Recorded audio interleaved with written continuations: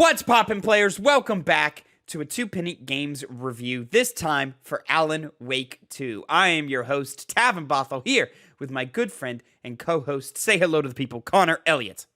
Hello. It's a nice day today. It is indeed. At least I hope it is, because we have not stepped outside today. Connor, you and I have both played, and we have both beaten Alan Wake 2. We came down quite down to the wire. I literally finished the game 10 minutes ago. So I'm very excited to talk about it and have a deeper conversation of it. Of course, spoiler free here.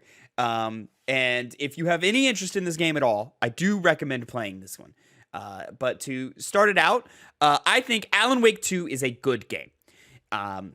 It reaches for a lot of high heights and comes short in a lot of different ways. But most importantly and overall, I think its biggest strength is its narrative. Not only the storytelling that happens within it, but the conversation that it sparks after it. Me and Connor have been playing this game over the last week or two, and it's led to so many great conversations where we're just sitting in the kitchen talking about the different elements of what's happening and where the story's going and how all of these elements tie together and what they create. And all of that has been so invigorating and so engaging and so much fun. The best part about Alan Wake 2 is the thoughts about Alan Wake 2. However, the rest of the game is a little subpar, in my opinion. Most egregiously is its gameplay. Though I don't think it's bad by any means. It just simply works. It is fine. It does the job it needs to do and nothing more. Never while I am playing this game do I feel like I'm having the best time while playing it. And this goes across the board for every element, whether it's combat, shooting, whether it's the detective gameplay elements of the game, or the story building elements of the game. Because this being an Alan Wake game, you are quite literally crafting the story to get through the environments and so forth. The exploration of this game, I think, is quite subpar. Overall, nothing is necessarily bad, but nothing is great in terms of that. But what is great and it is phenomenal is the presentation, the lighting, the fidelity of the game. The game looks so beautiful. It's a gorgeous, gorgeous video game. And again, its narrative, at first I wasn't sure about it. It started strong, and then in the middle, I felt like it was losing me, but it got me right back in the end. And I think this is one of the greatest endings to a video game this year. And overall, as a narrative package, I think this is one of the best narratives of the year. It's just that the whole game around it just kind of left me feeling numb to it, and I wish it was a little stronger. Connor, am I crazy? Where are you at with this game? I think Alan Wake 2 is a great game. You know, I echo some of the things you say. Combat most definitely is the weaker part. Certain parts of the game, the level design isn't exactly up to snuff, particularly the first time you play as Alan Wake, because the game does this really, as you said, the narrative is by far the best and most interesting part of this game. It makes you think very hard. And it is able to do so especially well due to the dual narrative that's going on that can be switched to at any time, from Saga Anderson, the FBI agent who's trying to piece everything together, and Alan Wake himself, who the first game you played as. And it's able to send you on this spiral downwards of a narrative where you don't even know what's true, what's false, and even if you are super confident in what the game is telling you, it can pull the rug out from under you at any moment in time, because the game itself is super surreal. Alan Wake segments particularly have some of the best visuals I've seen in games, just being able to change the entire setting of an area by using this light that you have attached to a lamp that can take light sources from one place to another, and you can use that to traverse through the world and solve the murder mysteries that you're trying to go through and do, which ironically is based off of the books that Alan Wake, the character, wrote, and was a heavy focus in the first game. Like I said, the combat, it just feels kind of stiff. It resembles things like the Resident Evil 3 and Resident Evil 2, but it expects more from you.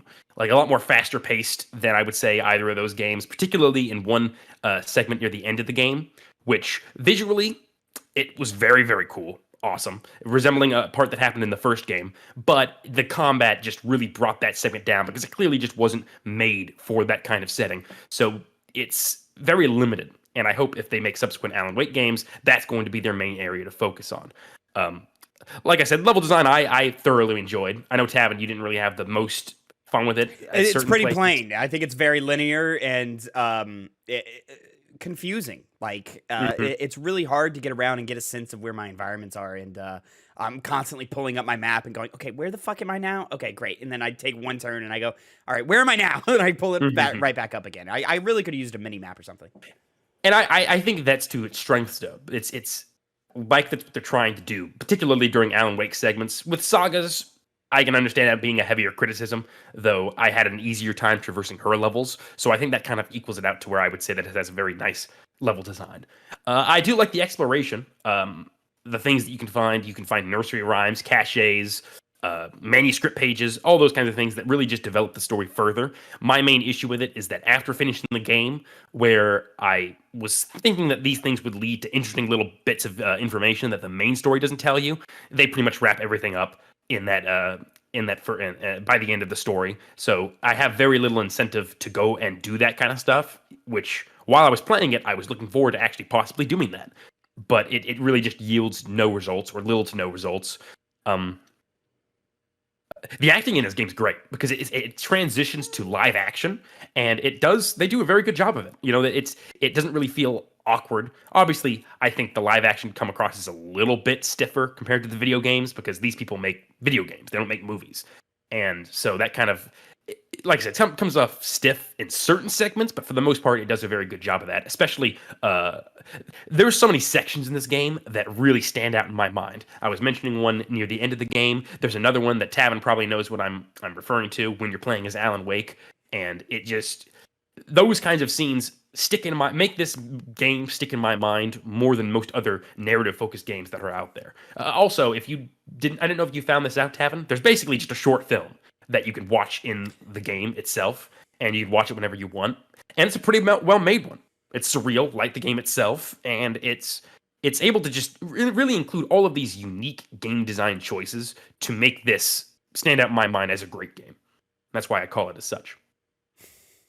Yeah, and again, I'm with you on a lot of this. I just really think the video game elements of this really hold it back for me. But I think Remedy has really done something very, very special here. This is the best case, the best evident case of pointing to a game and going, "Oh, video games are art."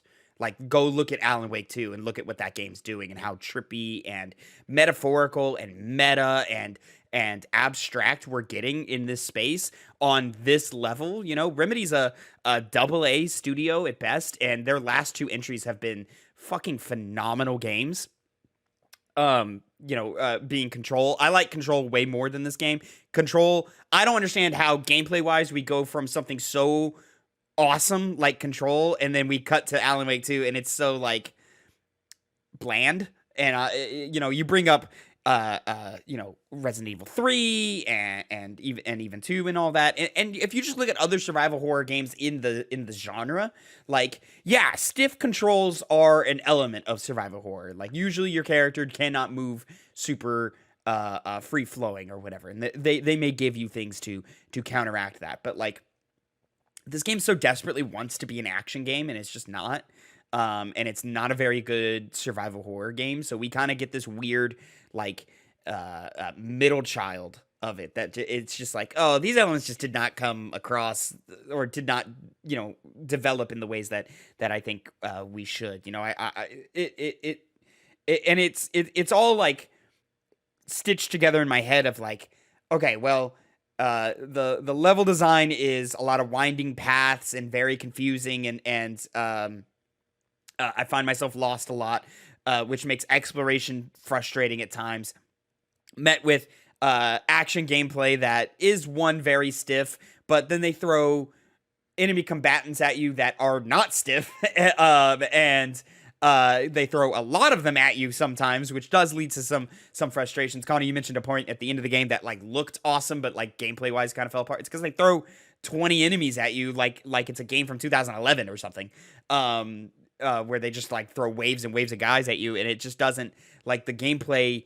The core gameplay action loop just like collapses underneath it. I was very frustrated in multiple parts in that game, but that part specifically, even though the narrative moment and the context around it was epic as hell. You mentioned the live action elements. I agree with you. Those are dope.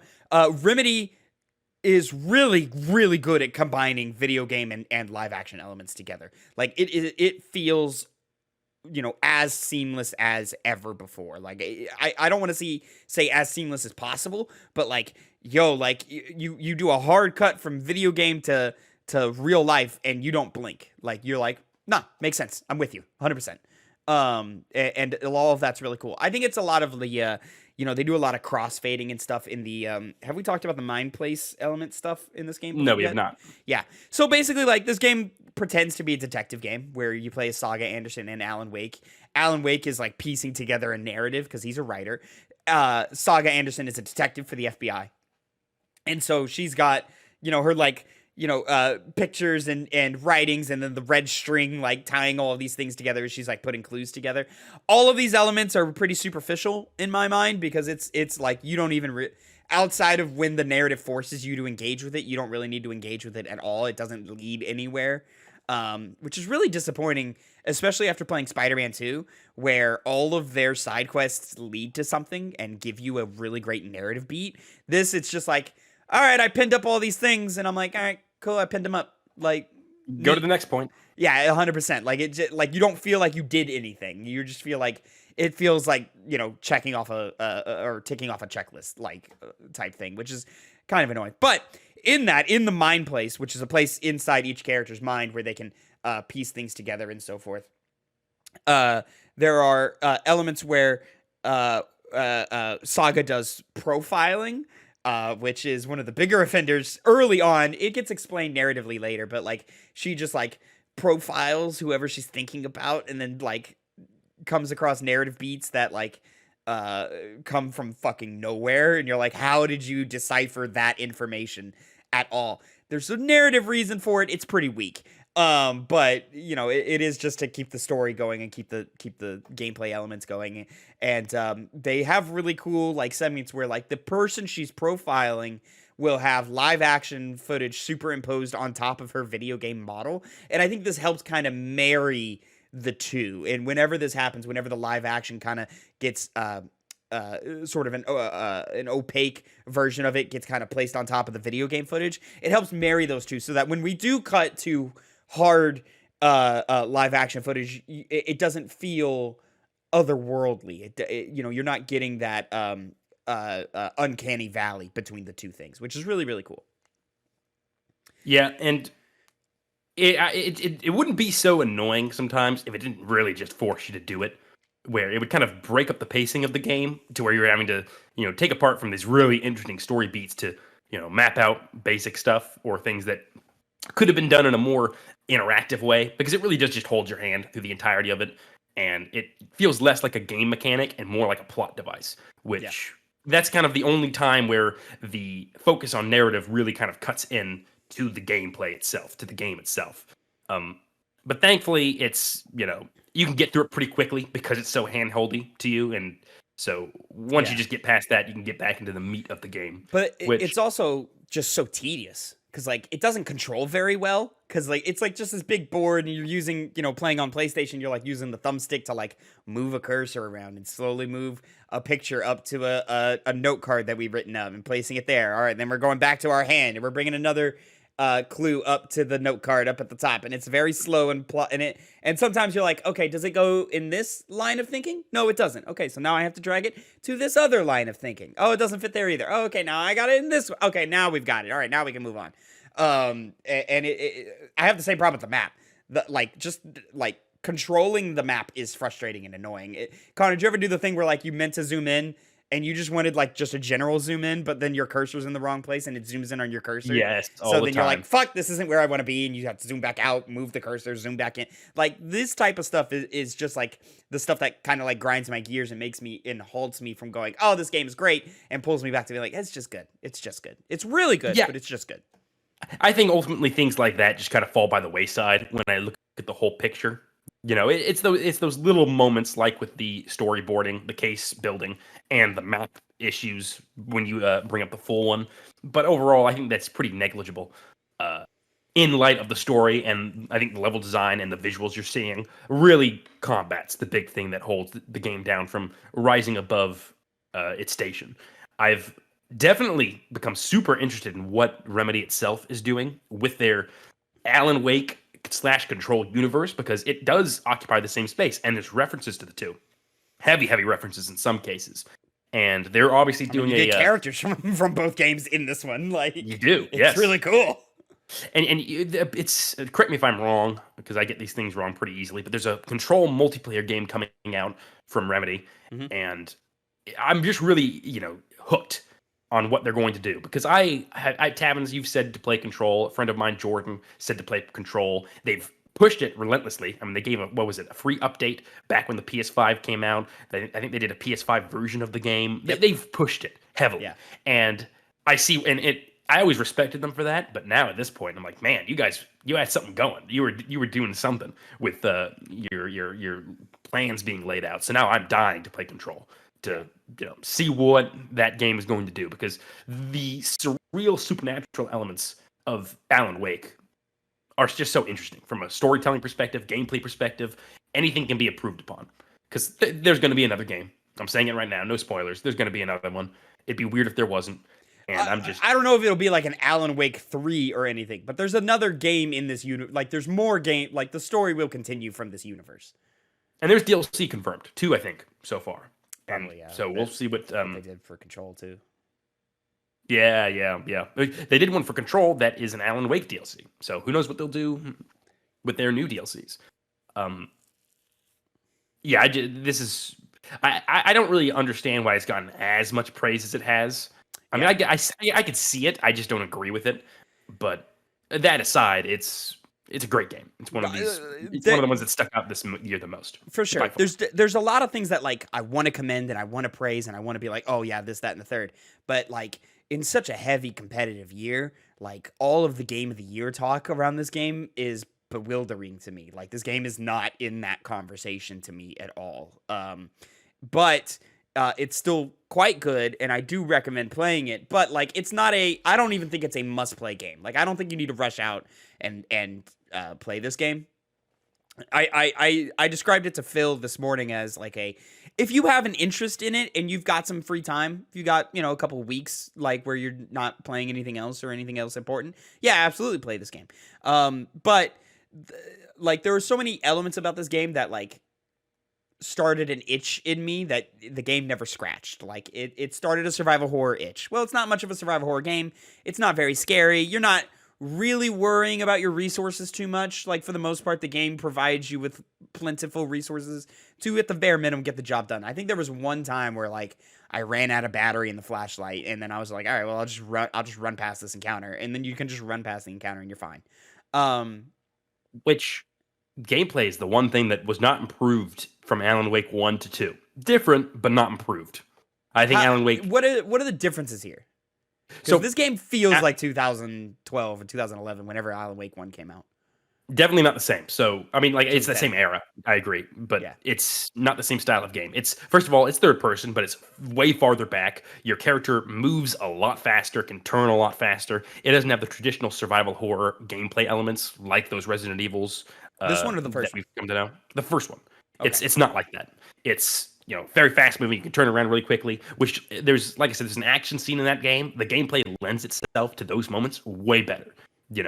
And is it a better overall combat system? Slightly, but not by a big margin, which is just kind of makes it all the more disappointing.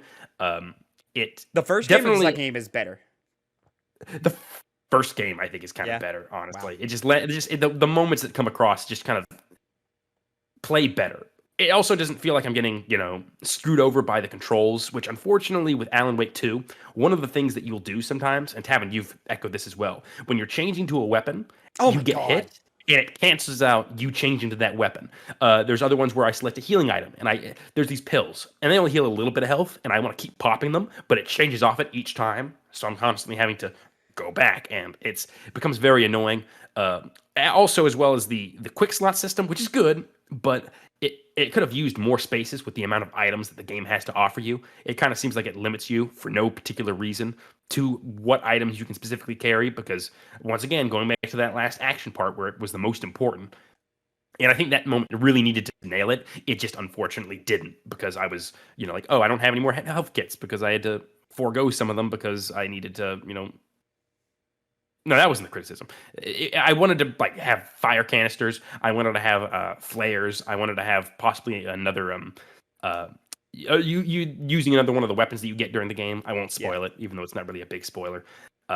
It just limits your inventory when it doesn't need to, especially with how much you can carry to begin with. Which you I mean, can upgrade it, but yeah. not exactly. You can't hold that much stuff. Yeah. I mean, in that realm, like, I didn't have problems with that. It was just like the actual interacting with the UI and with the inventory system is what bothered me. You mentioned like the quick select. This is very much like The Last of Us, where you've got the 4 directions and you just use the D-pad to navigate those, and you have 2 slots in every direction. So you click the D-pad right twice, and you have a second thing. So this could be like, I'll very often like keep the weapon on the first one, keep a healing item on the second one. My thing about it is like, let's say I have the pistol on the right slot, but the first one, and then a healing item on the second one, right? And we're only going in the right direction. Well, if I have my pistol equipped, that automatically in the game puts me on right one. So instead of clicking the button twice to go to the healing item, which is how most games do it, it automatically defaults you to already being there. So you only have to click the button once to get to the healing item. But if you click it again, it cycles you back to the pistol. So there are times where I'm trying to get my healing item, and I'm automatically double clicking the button, because that's how inventory systems like this work in every other game, is you double click it because the first click is always to the first slot, and then the second click is to the second slot. But in this one, if you're already equipped the first slot thing, the second click will put you on the second thing. It's really annoying. So I'm going to like grab some painkillers or something, and I just end up pulling out my pistol again, and I'm like, what the fuck? Like, come on, this is not what I wanted. Also, not even like, Connor, the way you described it is like getting hit in the process of switching. I will have fully switched.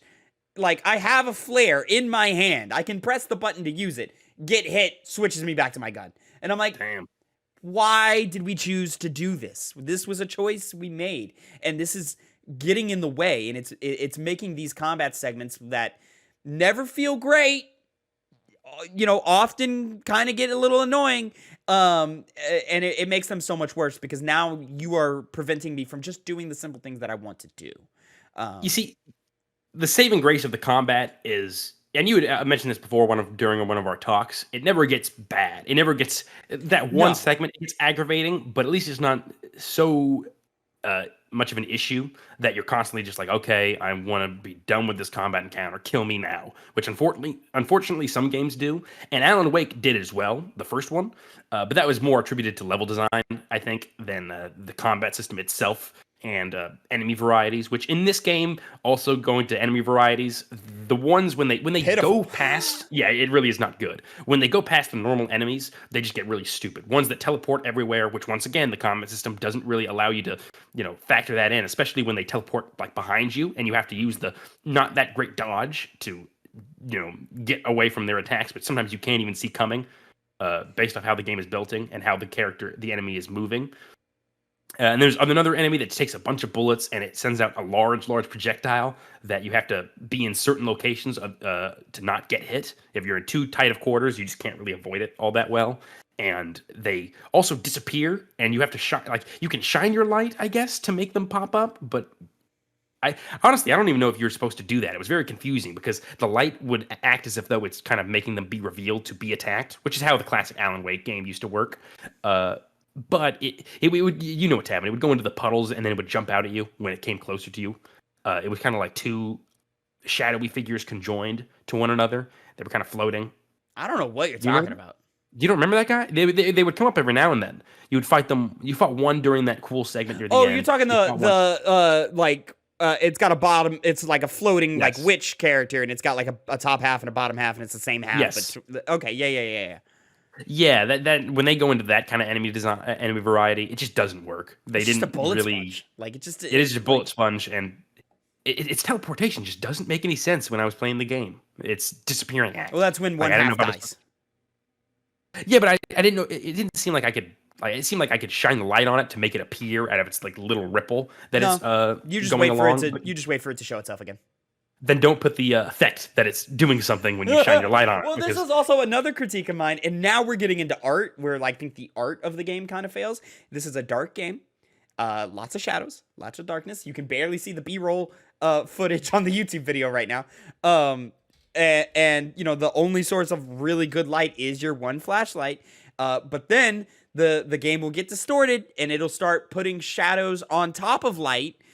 This is a very purposeful like effect, so that like it could be like a shadow existing within light, which again works beautifully for the narrative and the world you've created. But for the style of gameplay you've chosen to go, it's distracting and it's confusing, and it kind of creates a visual muddying to where I'm looking at the game and I'm going, I don't know what's happening on screen right now. Yeah. Because it's so dark and you're putting dark effects on my only source of light, in distorted, like twisty ways that like, I don't know if an enemy is attacking me. I don't know if they're teleporting. I don't know if they're, just staggered. I don't know if they're, evolving into their second phase of the fight. Like all and none of these things could be happening at the same time. And it's just confusing. Oh, Tavin. In the first Alan Wake game, my God. Worse? You would obscenely worse. Like, Oh it's my the worst God. part of the game. It gets to the point where I'm just like, what's going on? And it's even more muddy. Even more, if you can believe that. To where you just can't even sometimes see where you're going. It definitely happened here. And you mentioned the dodge. How is the dodge equally overpowered and also not proficient? Like, like there are times where I'm like, I'm just dodging my way out of everything. Like this combat encounter, I'm just gonna dodge around it and leave. And then there are other times where I'm like, this dodge doesn't fucking work. I get hit no matter what. What is going on here? Yeah, I've dodged at certain points, particularly with the wolves that you sometimes fight, and they'll go past me, but it'll still get hit. Exactly. Because I'm like, they're like, paw touched me, I guess. And Yeah. like, I dodged that. I don't know Same what thing you wanted me to happens do with there. when they throw their weapons at you. Very Resident Evil 4 with like how they're throwing their axes and stuff at you. And it's like, all right, I dodged. I'm clearly well under it and I still get hit. And I'm like, all right, well, come on. And then, there was something and I've lost it. Damn it. Talking the dodge. Come on. Talking the dodge. Oh, I mean, to piggyback off of what you were saying, when characters are like zipping around real fast and teleporting, and they're like staying on the outer rim and throwing projectiles at you, the game's just not built for that. In most survival horror games, if an enemy has a projectile, they cannot move, or they don't move, or they take up a large amount of space and they don't move very fast. So that you never lose track of where they are. In this game, it's like, yo, these enemies are moving like they're in God of War. What is going on here? Like, this is not what the type of game that you're building. And it's like, it is a survival horror game built by action game devs. And just the marriage of this idea just didn't come together 100%. And I kind of find that true in most development spaces where, like, really great survival horror devs, if you look at Resident Evil, if you look at Dead Space, like, that combat is good for the game that it's in. And it falls apart under any other type of gameplay. And I think the same has happened here, but in reverse, where we have really great action devs trying to put themselves in a survival horror setting. And I think they have, for the most part, gotten the movement of the player character right, but the movement and the way that the NPCs work does not work for this type of game. They play in a action game sense. The player character plays in a survival horror game. And the mashing of the two does not work.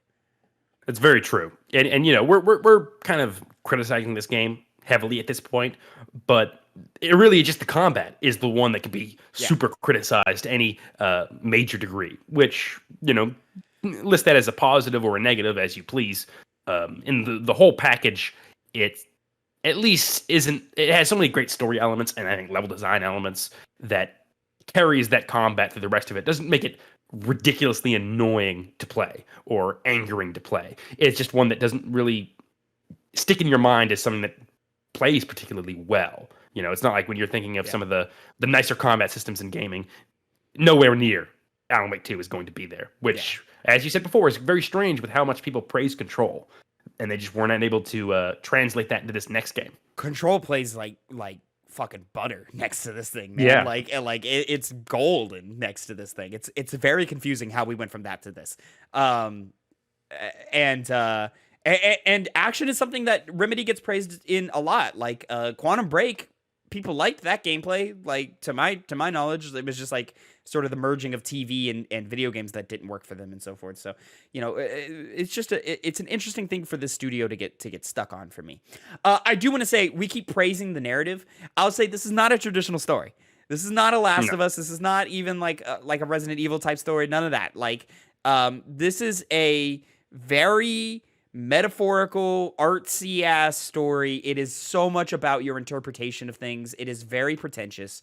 And it's 100% about like, what are you pulling away from this story? Not so much what is this story giving you. It's not based. It is based in character, but like that's not the focus of it. It's more focused on the thematic elements of it and sort of, you know, what is the meta narrative trying to say. And again, that's why like I think it starts very strong because it starts kind of plot heavy, and then as we get into the middle, it gets a little more like ethereal and so forth, and like it just doesn't make a lot of sense at some points.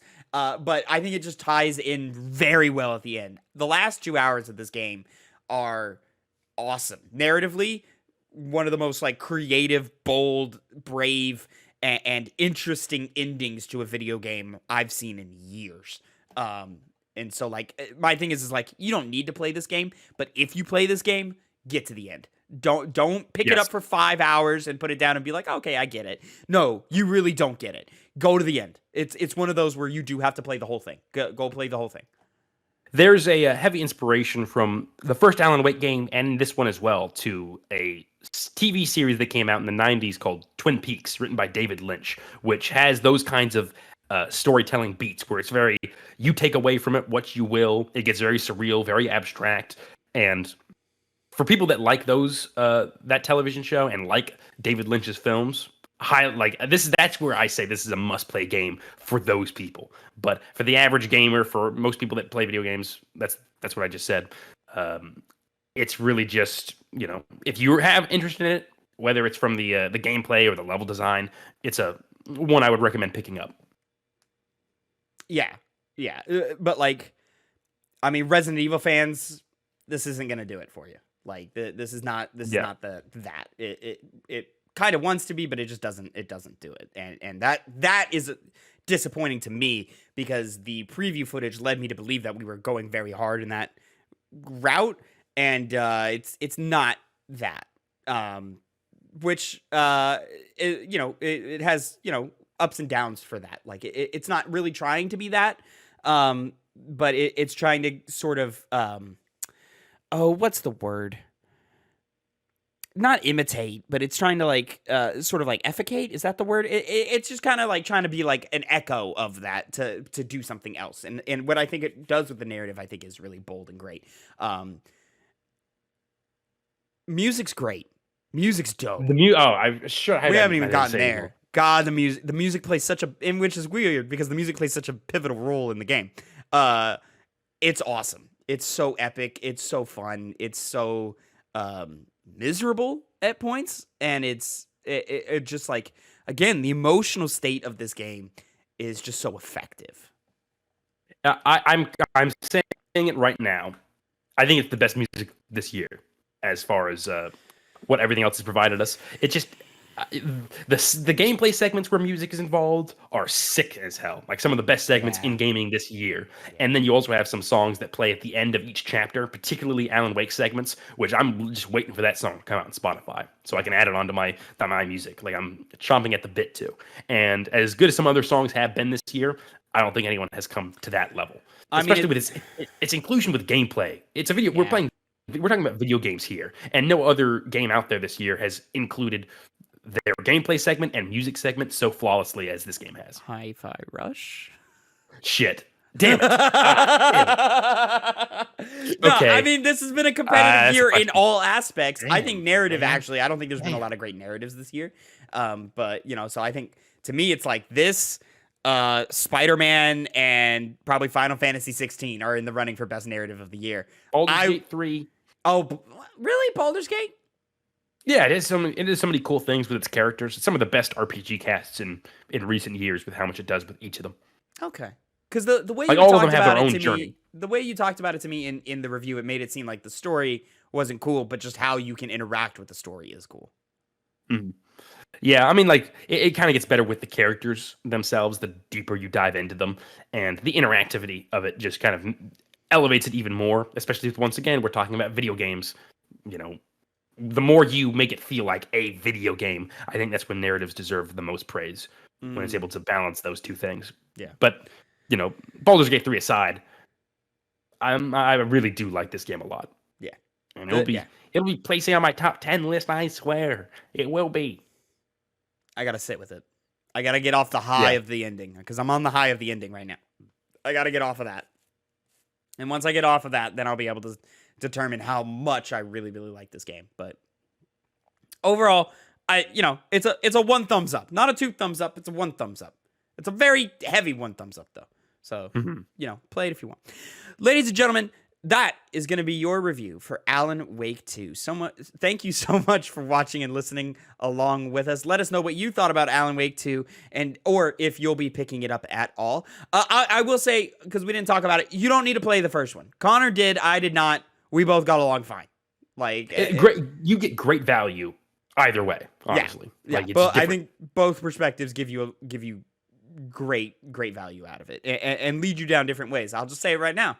I was picking up what they were putting down way before Connor did. You know, I figured out where the narrative was going before he did. And he had all this extra context. You played the ending. You played the ending, and then you're still saying that, huh? You're still doubling down on that? Connor rolled credits on this game, and his interpretation is still wrong. Like, he's still got it. No. See, that's the beauty of the game. The interpretation is different. When you get so abstract with the storytelling, as Tavin said, actually, at the end of when I watched him play just a little while ago, you can basically take it from just one angle. 2 angles is a figurative sense and a literal sense. You know, obviously, and the melding of the two come into play from our perspectives. It's on a scale or a spectrum of what do you want to believe is real and what is the metaphor, you know? And it's a fascinating balance between all of these elements. God, it's so, that alone, we could talk about that for an hour. Yeah, right. And then we're like, yeah, I didn't like the gameplay. Well, which in a video game, that's not a great thing, in my opinion. That's not, no. So, again, let us know if you played it. You don't need to play Control, but you should play Control. Go play Control. I will be playing it. Yeah, Control's. I would recommend that. Yeah, Control's a way better game than this game, but not as cool of a narrative in Control, in my opinion. But that's neither here nor there. Again, thank you so much for watching and listening. Make sure you like, subscribe, share with a friend, please. It really does help out a lot. Until next time, have a great time. And Connor, say goodbye to the people. Goodbye.